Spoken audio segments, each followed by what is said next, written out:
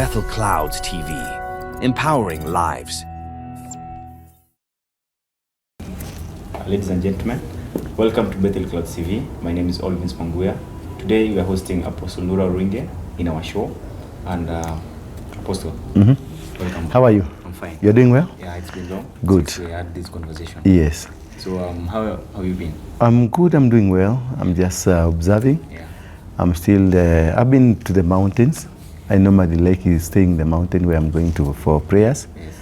And I'm happy for being a prayerful man. You know, there's nothing good in this world like being a prayerful man. Yeah. You're always in the mountain. That is what made Jesus be so strong. That was made Moses to be so strong. That is what made even Elijah to be very, very, very much strong. Yeah. You remember, sometimes Jesus was leaving behind his disciples and he goes to the mountains to pray. And every time he did something, every time he won a miracle, and he did a miracle, he would retreat into the mountains to go and pray. And I don't know whether it's rumors. Have you heard of this, that the Pope is dead? Yeah, we have rumors. We're not sure. Right now, there's like some confirmation, but I don't know. We don't pray for the people to die, but this thing I told you, no, not you, somebody else, Plug TV, I told them around 7 months, I don't know, about 1 year ago, I told them about Pope. And this is the death. Whether he's dead or not, it's like we are having Chepkate. Yeah. Chepkate was, they say, was clinically dead. Yeah. And you are put into the machine. You are operating through the machine. You're not human. You're not okay. You are dead, but the machine supporting you to live. Yeah. So those are the things that do happen. Now, why am I on this topic of the Pope? Because prophetically and Martha's kingdom of heaven is one person that was a hindrance to the revival. The second person who is a real hindrance to the Bible, to the revival, is Elon Musk. Okay. And another one who is really an hindrance to the revival is the King Charles. Those are the people that are really working very hard to make sure the revival doesn't come. Remember, sometimes back, King Charles was in the country, and his main aim was not to come because he's become a king. Yeah. It was not in his business to come because he's become a king, but the kingdom of UK, England kingdom, where the king comes from, the Sussex, the United Kingdom, it is the portal that helps them to rule is grounded in Kenya. Okay. Remember, the queen became a queen in Treetop in Nyeri. Yeah. But the most of all is that they have an altar at Uhuru Gardens. Okay. At Uhuru Gardens, where he lit fire. Yeah. You see, when they were there with Uhuru, he came and lit some fire on a pot that was there. That is where Sir Evelyn Berlin handed over power to Kenyatta. That is the portal of the British government that controls and rules this country. And that's what controls everything that they own. You know, the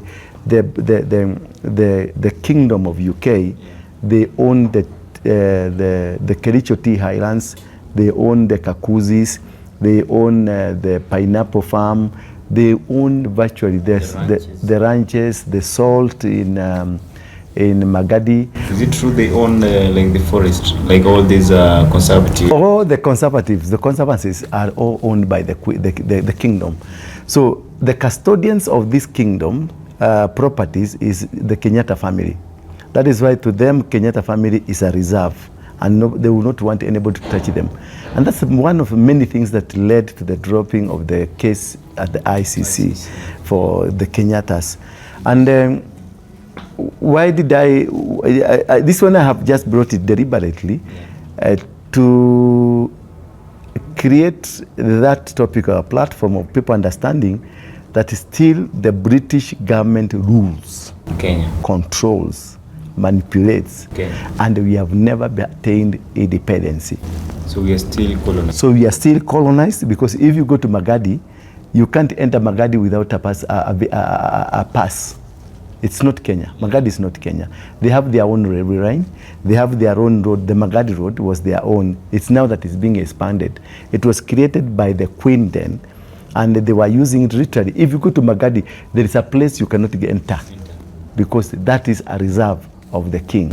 It's only for them. It's only for them. There are conservancies that we have, the conservancies in Naivasha, the conservancies in Nanyuki, the conservancies in Masai Mara. All of this, they are owned by them. It is a reserve for them.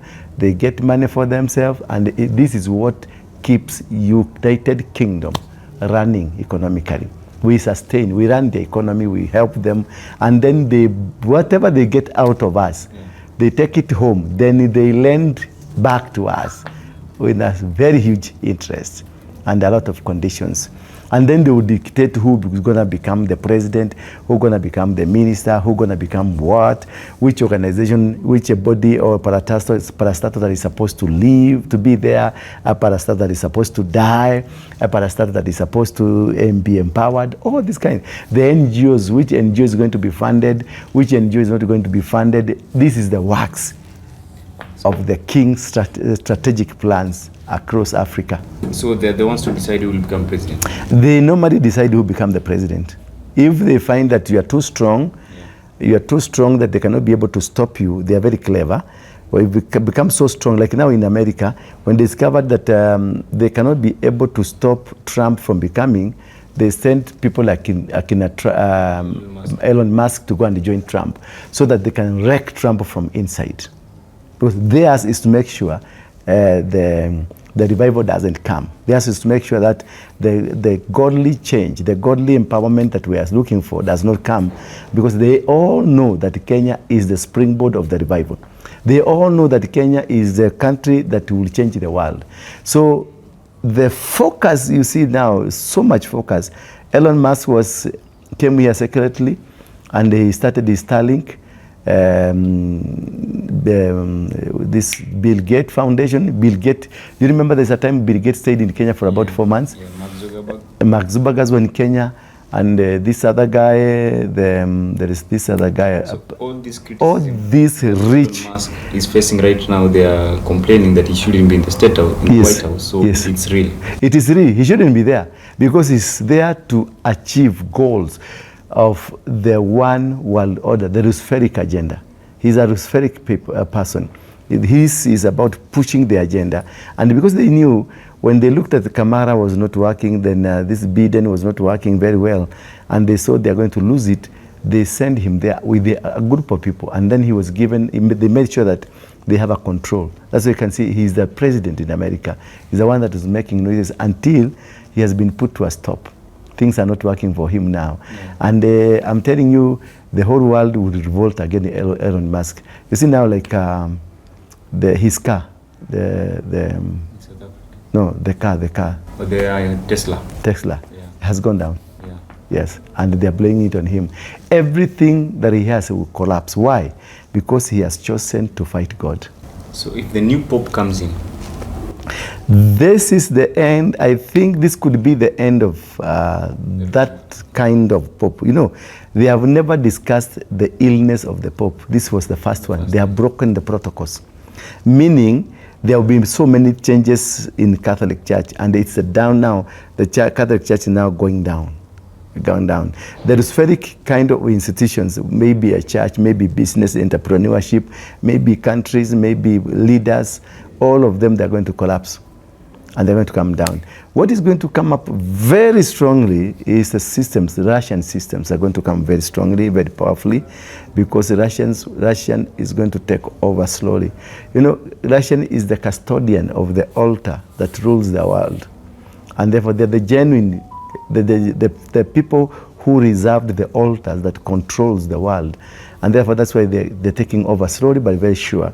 And Trump being one of them, because Trump is one of the Russian people with the Russian agenda, is an American but with the Russian agenda, Trump will be assisted by Russia to overcome the globalists. And the globalists will be defeated completely. It is a struggle, it's a fight. The war in Israel will come to an end, the war in Ukraine will come to an end, and the whole world will stabilize. As the world stabilizes, there will be so many changes in countries like Kenya. You see, like now, Agwambo is joined, want to join RUTO. He doesn't really understand, because For Agwambo, not many people think Agwambo really wants to be elected to become a leader somewhere. Agwambo has never wanted to become a leader. Agwambo is best when he's doing opposition, when he's pushing you because he gets more money. Like now, he has given some conditions to RUTO that you must stop abduction, you must stop this, you must stop this, you must stop this. And the RUTO, that is his career. Now, how do you come tell me, remove my shirt tonight, I walk naked in the town? I won't. I'll tell you, you better go with your, whatever you are providing. Me, I want to walk naked because that is my nature. So they are telling RUTO now to walk naked, to stop abducting people. And abduction, since those days, this has been a career. And also they have telling RUTO now, stop corruption. And RUTO and corruption, they are one clan. Even the world knows he's the top. And they're telling RUTO now, stop tribalism. RUTO is a propagandist. Now, how do you understand? You come and tell somebody who is a propagandist, now stop a propaganda which feeds you, which makes you, which sustains you, which has made you to become the president. Some people are saying the only lie that the only thing that he has never said is a lie is like people have never gone to the airport. That's the only thing he has said. No, for him it is natural. It's inborn. It is not something that is in the blood. For him, speaking, a road, something, an airport, we are going to do this, we are going to do this. It's inborn. And this was implanted since those days of YK92. He was one of the founders of the YK92. Akina Jirongo, Akina RUTO, and the group, the YK92. And all these people, they thrived in a lie. They lied all through, and they used the propaganda that they are the majority. Of course, they did so because they knew how to steal elections, and they did it. Akina Sam Nyamoya, they were YK92. And that is a group, the most dangerous group that existed then. And even today, they are still existing. They're the people that you will not want to be associated with in a country like this one. So, much ado is that the revolution, as I told you sometimes back, is taking root, taking shape in Kenya. And at some point, Agwambo will refuse to do what RUTO wants. And because of frustrations, RUTO will push, will unleash terror to people, unleash terror to Kenyans. And that's why you can see the PLP. This the Sudanese thing. Oh, the RFS. RFS. RFS is the mercenaries, not for only Sudan. They are mercenaries that are funded by Saudi Arabia government through United Arab Emirates, and through those countries, that is the Asian countries, the Arab countries. Yeah, those are selling for mafuta. Yeah. And the sole agenda is to destabilize economies so that they can come pretend like they are putting money inside so that they can take over. The entire reason why RSF, RFS. Yeah. The real reason why they came and it's like they are taking over Kenya. They can do their presidency in Kenya. They can do everything 2 times and nobody's asking them any question. And there's a sovereign nation. These people are the ones that are, they have 3 arms. One is a political arm, one is another economical arm, and another one was a mercenary arm. These the people that will come and they deal. They give a lot of money to RUTO, a lot of money for campaigns. Yeah, they give a lot of money to RUTO for the campaigns. RUTO thought these are the people that he will come and throw them out. Now they have come into his country, a lot of them, and they have released statements in the country that is against another country. They were in Mali, they were in Sudan, South Sudan, they are in Ethiopia, they are in Eritrea, they are in Somalia, they are all over. These are the people who finances terrorists.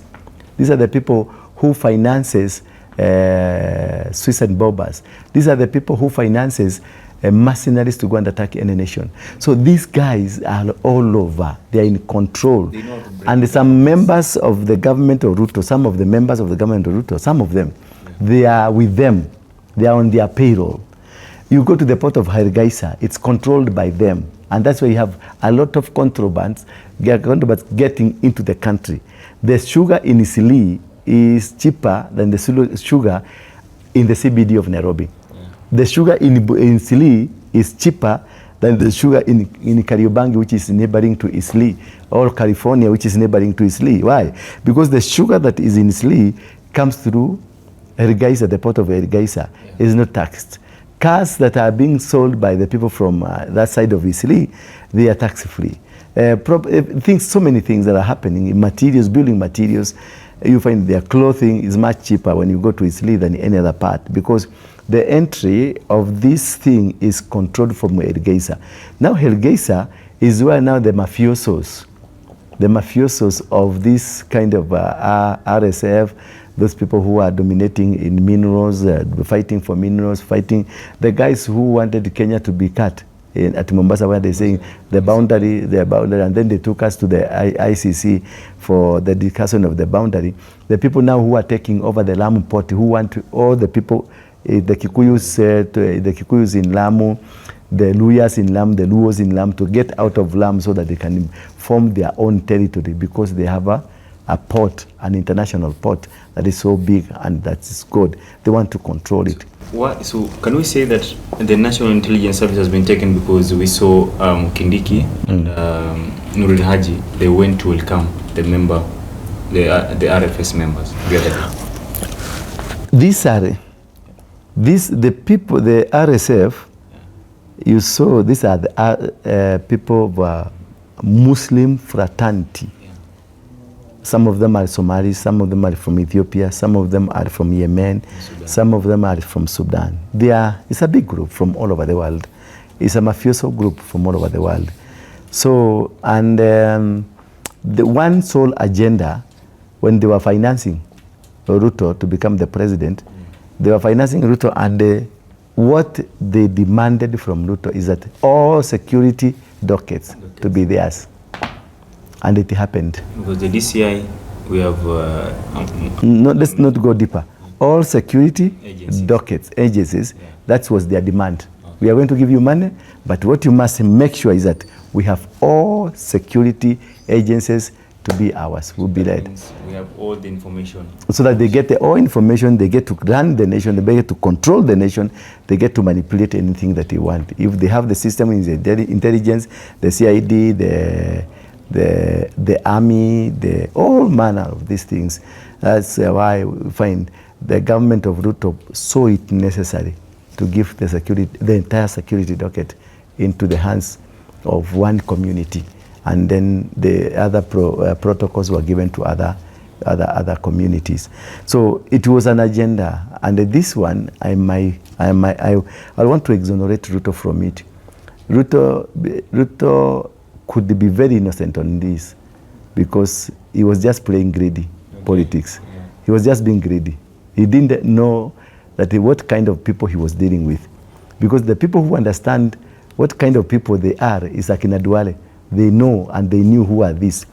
So for them, they knew what kind of a person is RUTO, and they know RUTO wants money. RUTO needs money, and they gave him the money he wanted, and they took over the positions that they wanted. Controlling a nation, when you have the security dockets, you control everything. You control even the money. So for them, even if they gave him billions of money, billions of dollars, it was not a big deal, because they know if they have the security dockets, you have the other powerful dockets in the country, if they manage the State House economic affairs, then they are safe. If they have their spokesman, if they have everything that is in their hands, then to recover the money is very easy. The Shago said so. The Shago said that he took them there, the head of the RFS, he took them to RUTO. He didn't have anything to do, so he left. But it was just, they are doing business, gold business. It was gold business, and that is what RUTO is doing. And it's unfortunately, it's at the expense of our sovereignty.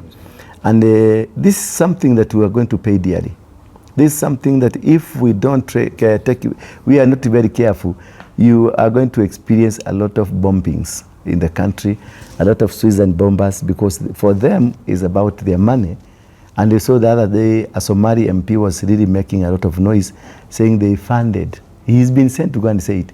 They funded this government, so we are expecting more according to how we funded. Therefore, Kenya is at a very critical stage, a very critical place, and a very critical time. A time that really needs God. And this is the time that we as Christians, we need to stand up, rise as much as we can be able, raise as much voices that we can be able to, and tackle fast with the agents of RSF who are in the government of RUTO, because they're there.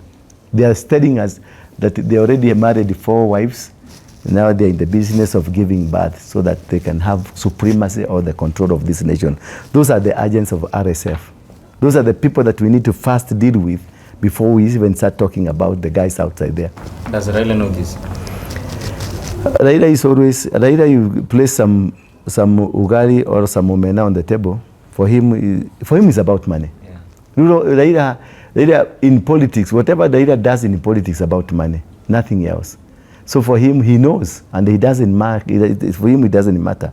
If he will bring, he will be given and be told that we are going to give you some containers of money. For him, it's okay.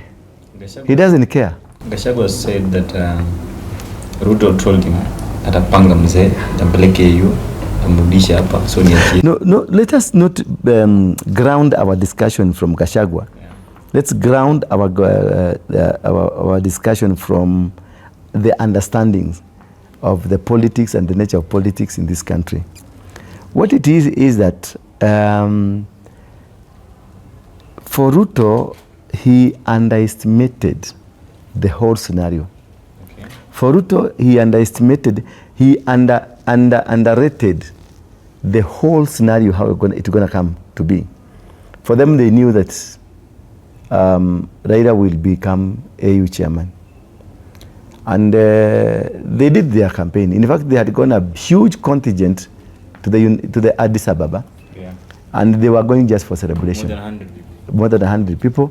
They had even booked a hotel. They had booked everything for the celebration. And the uniform. And another team was in Dubai, awaiting for the signal for the celebration to start. And Kenya, they had prepared the homecoming. It could have started from the airport all the way to Bondo. But God is another person altogether. He knows how to plan. He knows how to inject whatever he wants to inject, whatever he wants to say, whatever he wants to do. Then he literally frustrated these guys completely, and they were left flat-footed. They even don't understand until today what really transpired. They can't tell you what happened. They can't tell you what was there and what was not there. So in a nutshell, what I'm trying to say here is, we are in that time I've been telling you, and I've been telling our people. In the mountain. We are in that time where the portals are being created while others are being dismantled. The shenanigans you've seen of the RSF, the M23, and the losing of Raila, and also the confusion in the country. You see Sakaja the other day sending his men to come and dump the garbage at the Kenya Power's office. It has never been witnessed. Release sewages to the Kenya Power people. It has never been. That's childish. That's a person who looks like a baby. And those in Kikuyu we say kehe, the uncircumcised boy. When we used to spit on food so that you don't eat the food, that's too childish, too stupid, and that one, Sakaja cannot do anything without the nod of Baba and the nod of Ruto. So whatever they were doing, you find that Kenya Power is a national resource of a national resource, where the key resource of our nation, where you're getting power from. But you say now the complaint is that you have not paid the bill. So what does Sakaja telling you? Sakaja is going to send goons, because those are the goons who did the dumping. Those are goons. Those are not workers. Those are not Kenyans. Those are RSF members. And I can easily interpret that that is RSF members, because they don't care about this nation. They don't care about what you are doing. They don't care about the reputation, because they are full of their stomachs. They don't care. So that is why he will come and do whatever he's doing. And instead of calling the MD and everybody go discuss, if there's no electricity, they are saying you pay the bills. If there is need to pay for the rates of the country, of the county, you pay the rates, and that is okay. But too much not drama. That's not drama. Too much childish. Too much childish. I would never expect Sakaja to go to stoop too low to that level and they say that we have their bills you have to pay. That's why you have done this. That's too low. And it's not only Kenya Power that hasn't paid their bills.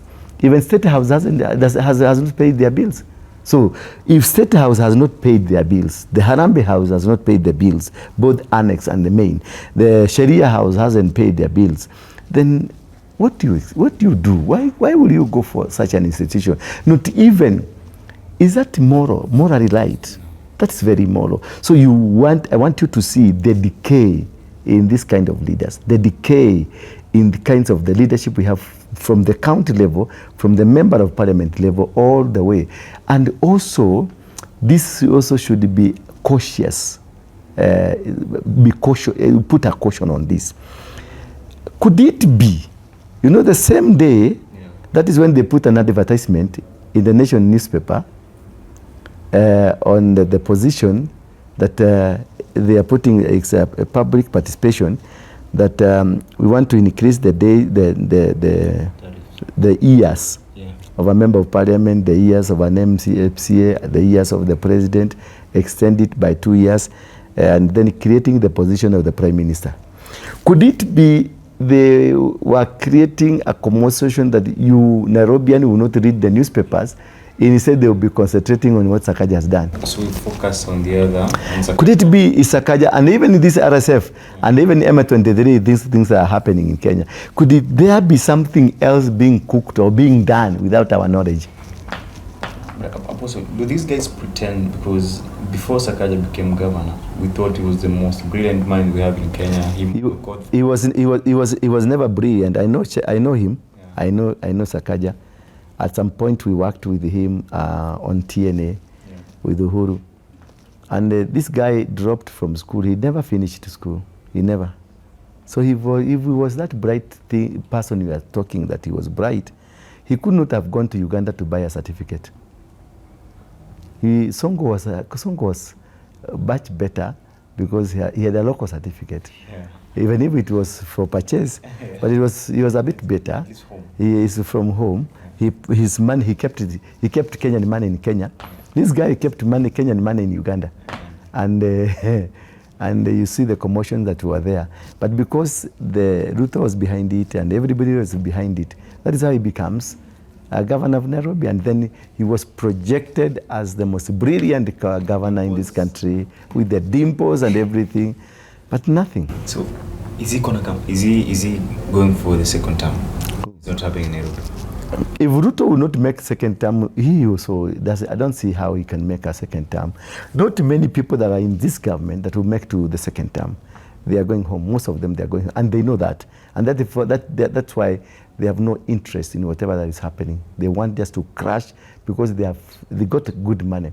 If you go to Kilimani, half of Kilimani area, these flats you see, from scratch to up there, belongs to many of the governors of this country.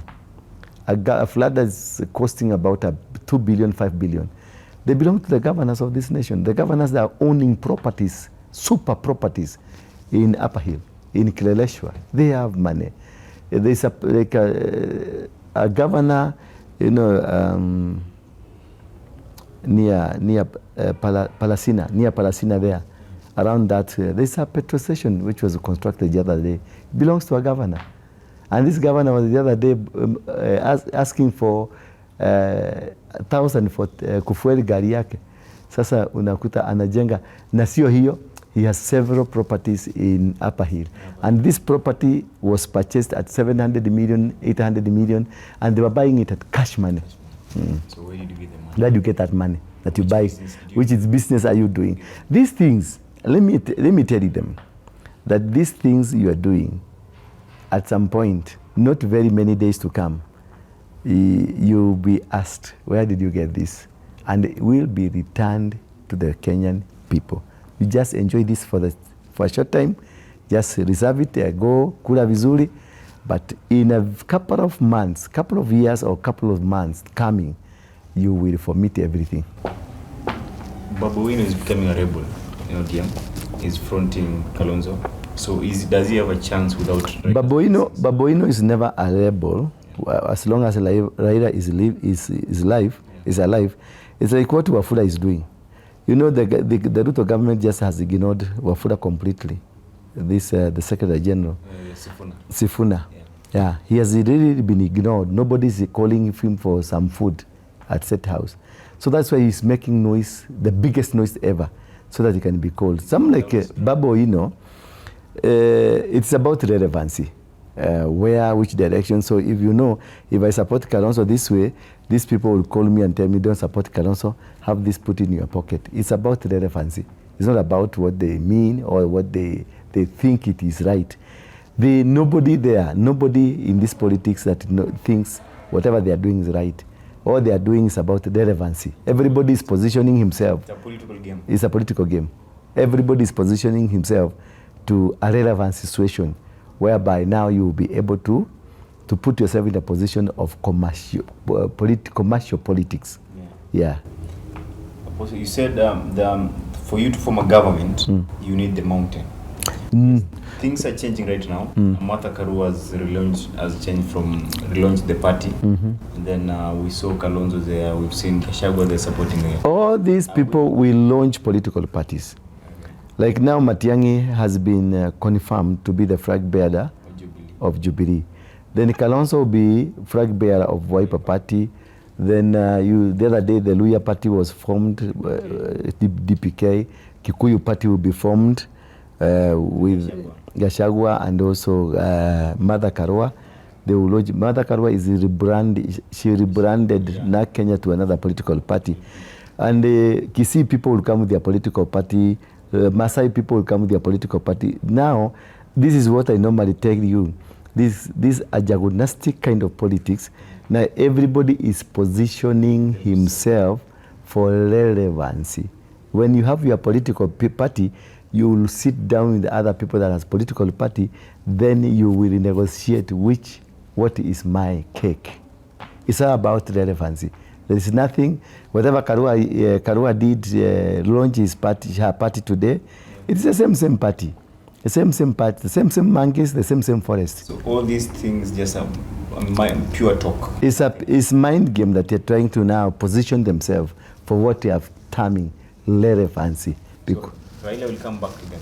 No, Raila will come with the ODM. No, they are positioning. If these guys, you look at, the positioning of this all is there will be a 3-horse race. Coalition. We have RUTO, we will have Raila, and we will have Gachagua. So it is all about coalitions. Kalonzo is out of the equation. So Kalonzo is not in the equation. He has never been regarded to be part of an equation. He has never. Kalonzo has never been serious. Kalonzo has never understood what he's doing in this world of politics. He's just there. He wants somebody to come and say Kalonzo Tosha. Okay. Yeah. Is it about the money or he doesn't have or he has the money? Is it about the money whether he has the money, he doesn't have a push. Okay. It is, you see, like Gachagua was from nowhere. Yeah. He just climbed.